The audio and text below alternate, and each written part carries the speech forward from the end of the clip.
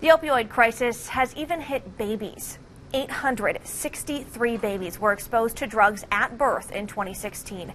9 in 10's Katie Boomgard talked to some moms in recovery looking to stop the stigma.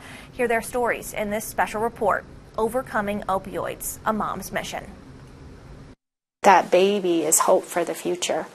And so that can be one of the reasons they never went to seek treatment before. They didn't have something so important to change their lives. I think that's where it starts. There's a starting point for every addict's journey to recovery. Opiates at first, but then when they stopped working, I started doing heroin. I started drinking after I had my oldest. And I drank all the way up until after I knew I was pregnant with my second son. So I was drinking into that pregnancy and finally started seeking out help. And more people are falling victim to opioids, including moms. I was prescribed opiates. That went on for the longest time, and I was really depressed.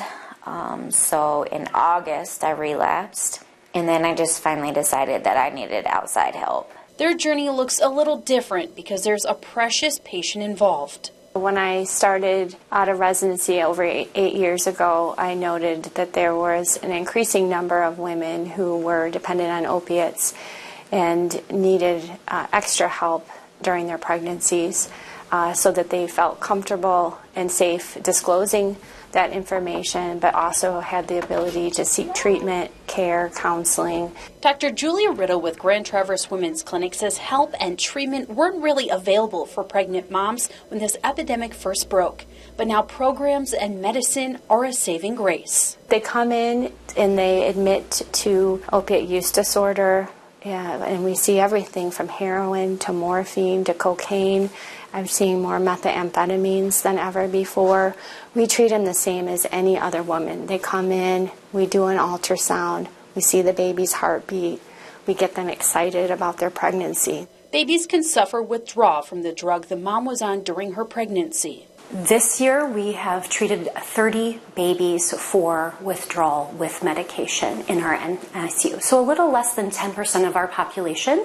Even though these babies can require a lot of care, here at Munson they have volunteer cuddlers who comfort their tiniest patients. This is not fetal alcohol syndrome. This is neonatal abstinence syndrome.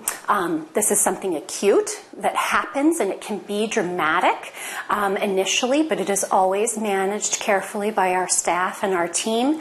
And when the symptoms have alleviated, there is no reason to believe that that baby won't go home and reach its full potential. For the moms, breaking the stigma and getting the help was key. These moms turned to addiction treatment services in Traverse City. For me, that's what I was mostly scared of, is that I don't want my kids to grow up and be addicted. I want that to end. I hope that they never have to deal with what I have dealt with. If you genuinely want help, there is help out there. And the goal to be clean was clear. I was a pretty good mom when I wasn't using. So just knowing that I can get back to that and be with my kids and be sober and have relationships with my family again, that's my motivation to do everything that I am doing. For 9 in 10 News, I'm Katie Boomgard. We've posted recovery resources on 9in10news.com.